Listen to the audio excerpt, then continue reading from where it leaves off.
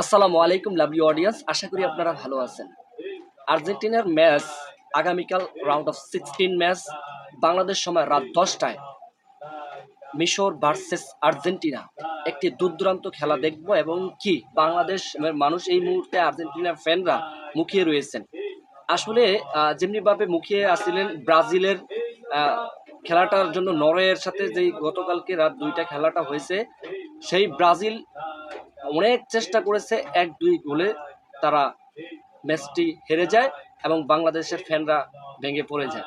ঠিক তেমনিভাবে লাথিন পরাশক্তি সেই ব্রাজিল এই মুহূর্তে নাই। এখন শুধুমাত্র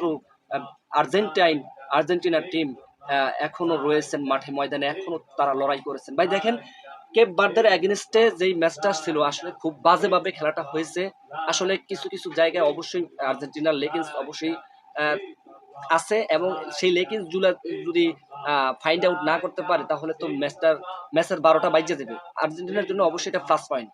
কোথায় ভুল আছে অবশ্যই সেখানে শুধরিয়ে এক্সিকিউট করতে হবে মাঠে ময়দানে আগামীকাল মিশরের এগেনস্টে। ভাই দেখেন, আর্জেন্টিনা গত 2022 সালে যেমনিভাবে সৌদি আরবিয়ার সাথে প্রথম ম্যাচটি, গ্রুপ পর্বের ম্যাচটি যেমনিভাবে ঠকেছেন, সেই আর্জেন্টিনা তারা যদি মনোবল শক্ত করে রাখতে পারে একেবারে শুরু থেকে অবশ্যই ফাইনাল পর্যন্ত যেতে পারেন এবং চ্যাম্পিয়ন্স হতে পারে সেই আর্জেন্টিনা, তাহলে কেপ ভার্দের কোনো ব্যাপারই না ভাই।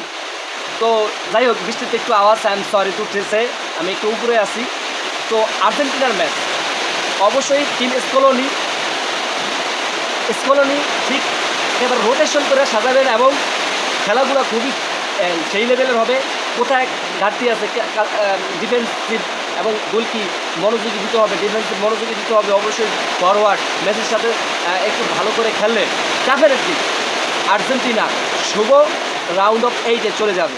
অবশ্যই এখানে একটা জিনিস মনে রাখতে হবে, যেমনিভাবে ডিফেন্সিভ খেলেছে কেপ ভার্দের, ঠিক মিশর কিন্তু কেপ ভার্দের মতন না, তা অ্যাটাকিং খেলেন এবং অ্যাটাকিং খেলে যে খেলবে সেই অবশ্যই এখানে এক্সিকিউট করতে পারে। যদি আর্জেন্টিনা জিতে যায় অবশ্যই আর্জেন্টিনা কিন্তু রেসে থাকবে চ্যাম্পিয়ন্স হওয়ার জন্য ব্যাক টু ব্যাক, এটা আমার বিশ্বাস অ্যাজ এ ফ্যান হিসেবে।